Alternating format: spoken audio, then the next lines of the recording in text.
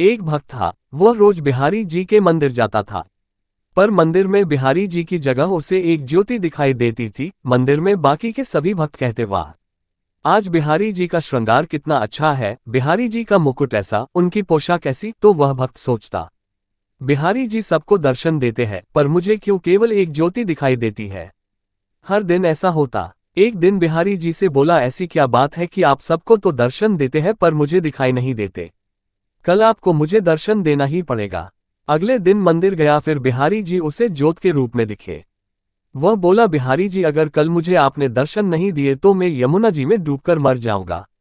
उसी रात में बिहारी जी एक कोढ़ी के सपने में आए जो कि मंदिर के रास्ते में बैठा रहता था, और बोले, तुम्हें अपना कोढ़ ठीक करना है। वह कोढ़ी बोला, हाँ भगवान। भगवान बोले, तो सुबह मंदिर के रास्ते से एक भक्त निकलेगा, तुम उसके चरण पकड़ लेना और तब तक मत छोड़ना जब तक वह ये न कह दे कि बिहारी जी तुम्हारा कोढ़ ठीक करे। अगले दिन वह कोढ़ी रास्ते में बैठ गया। जैसे ही वह भक्त निकला उसने चरण पकड़ लिए और बोला, पहले आप कहो कि मेरा कोढ़ ठीक हो जाए।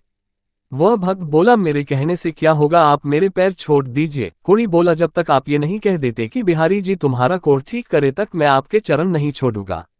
भक्त वैसे ही चिंता में था कि बिहारी जी दर्शन नहीं दे रहे, ऊपर से ये कोढ़ी पीछे पड़ गया। तो वह झुंझलाकर बोला, जाओ बिहारी जी तुम्हारा कोढ़ ठीक करे, और मंदिर चला गया। मंदिर जाकर क्या देखता है, बिहारी जी के दर्शन हो रहे हैं। बिहारी जी से पूछने लगा, अब तक आप मुझे दर्शन क्यों नहीं दे रहे थे।